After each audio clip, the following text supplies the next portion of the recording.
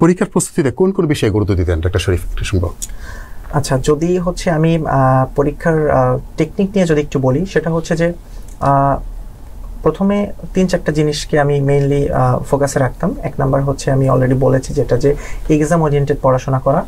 এই জিনিসটা আমি প্রত্যেকটা সাবজেক্টের ক্ষেত্রেই যতটুকু পড়াশোনা যখনই করেছি তখনই চেষ্টা করেছি যে না বুঝে গদবাধা মুখস্থ না করে যাওয়ার। কারণ হচ্ছে যে আমাদের এই যে হায়ার লেভেলের যে পরীক্ষাগুলো হয়, এই পরীক্ষাগুলো সবসময়ের জন্য কিন্তু হুবহু বই থেকে আসে না।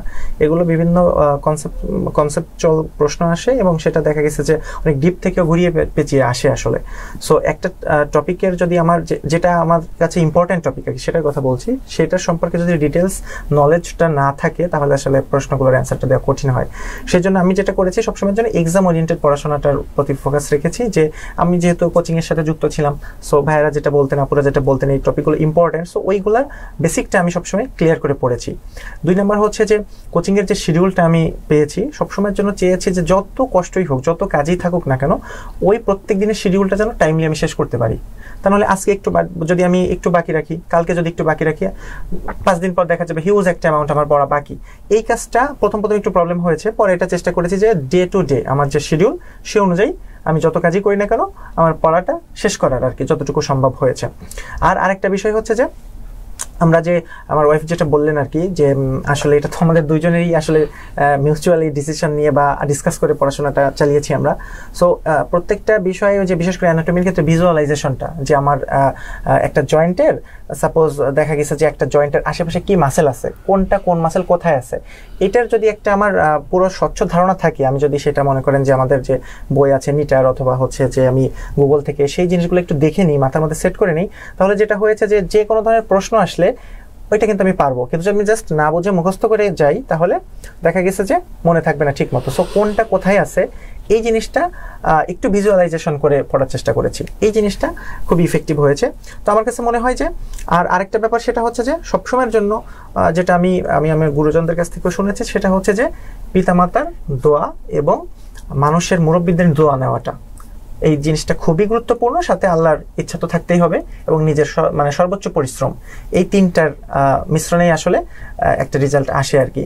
সো এই 3-4টা জিনিসকেই মূলত ফোকাসে রেখে পড়াশোনার চেষ্টা করেছি এবং আমার কাছে মনে হয় যে এটা যে কোনো পরীক্ষার ক্ষেত্রে এই 3-4টা জিনিস ফোকাস করে পড়াশোনা করলে মনে হয় যে মানে আশানুরূপ ফল পাওয়াটা আসলে সোজা আসলে।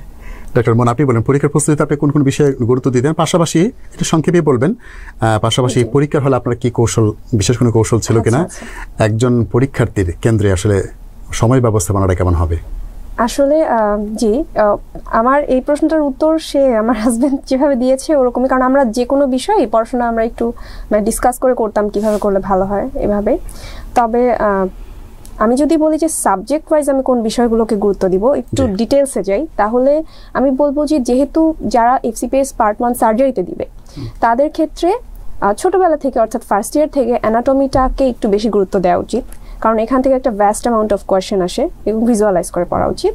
পাশাপাশি ফিজিওলজি সাবজেক্টটা থেকে এরকম যে একটা জিনিস যদি না বুঝে চলে যায় ওটা থেকে অলমোস্ট 20টা প্রশ্ন করা সম্ভব এবং 20টা প্রশ্ন ভুল হওয়ার পসিবিলিটি থাকে। আর একটা জিনিস যদি আমি বুঝে চলে যাই 20টা প্রশ্ন আমার সঠিক হওয়ার চান্স থাকে। অর্থাৎ ফিজিওলজি মোটামুটি ভ্যাস্ট অ্যামাউন্ট অফ একটা কোয়েশ্চেন আসে, তাই যেন যারা ছোটবেলা থেকে ফিজিওলজিটা পড়ে না বুঝে মুখস্থ করে যাওয়া এই জিনিসটা যেন না হয়, ফিজিওলজিটা যেন একটু গুরুত্ব দেয়। আর আরেকটা বিষয় আমি একটু অ্যাড করবো, সেটা হচ্ছে যে আমরা যখন 5th ইয়ারে ছিলাম, বিশেষ করে আমি আমার কথা বলি, আমি ডেভিডসন হালকা পাতলা একটু দেখেছিলাম, কিন্তু আসলে বেইলি লাভ বইটা ওভাবে পড়া হয়নি, যেটা কিনা আমাদের সার্জারির মেইন বই। জি, তো এই মেইন বুকটা আমি মূলত পড়েছি পোস্ট গ্রাজুয়েশন প্রিপারেশন নিতে যেয়ে এই কিছুদিনে, কিন্তু এটা তো আসলে একটা ভ্যাস্ট ইনফরমেশন, অনেক বড় একটা বই, এটাতে ঢুকে গেলে তো সাগরে হারিয়ে যাওয়ার মতো। কিন্তু আমি যেটা করেছি যে একদম বেইলি লাভ না পড়েও চলে যাওয়া, এটা আমার মনে হচ্ছিল না, যে একটা কনফিডেন্স লেভেল কমে যাচ্ছিল। তখন ভাইয়ারা সিনিয়ররা যারা যেভাবে বলেছেন, প্রত্যেকটা চ্যাপ্টার থেকে গুরুত্বপূর্ণ কয়েকটা অংশ থাকে, সব কিছু কিন্তু পরীক্ষা আসার মতো গুরুত্বপূর্ণ না। সেই বিষয়গুলো আমি অ্যাটলিস্ট দেখে গিয়েছি, যতটুকু পারি বুঝে সেটা একটু ভিজুয়ালাইজ করে হলেও আমি জেনে গিয়েছি, বুঝে গিয়েছি। এবং আসলে আমি এরকম কয়েকটা প্রশ্ন পেয়েছি যেটা কিনা সরাসরি বেইলি লাভ থেকে এসেছে, বইটা থেকে এসেছে, এবং এটা আমার কনফিডেন্সের একটা অন্যতম বিষয়, যে বেইলি লাভ না দেখে আসলে অনেকে ভাবে যে অল্প কিছু প্রশ্ন হয়তো আসবে যায়, কিন্তু কনফিডেন্স লেভেলটা অন্যরকম লেভেলে চলে যায়। তো আমি সেটা অ্যাটলিস্ট সব দেখিনি, যেগুলো স্পেসিফিক পরীক্ষার জন্য ইম্পর্টেন্ট সেই কয়েকটা জিনিস হলেও আমি বেল লাভ থেকে দেখে গিয়েছি, এই আর কি। এছাড়াও প্যাথোলজিটা একটু গুরুত্বপূর্ণ, কারণ ওখান থেকেও ভ্যাস্ট অ্যামাউন্ট প্রশ্ন আসে। এই কয়েকটা জিনিসকে একটু বেশি গুরুত্ব দেওয়া উচিত আর কি।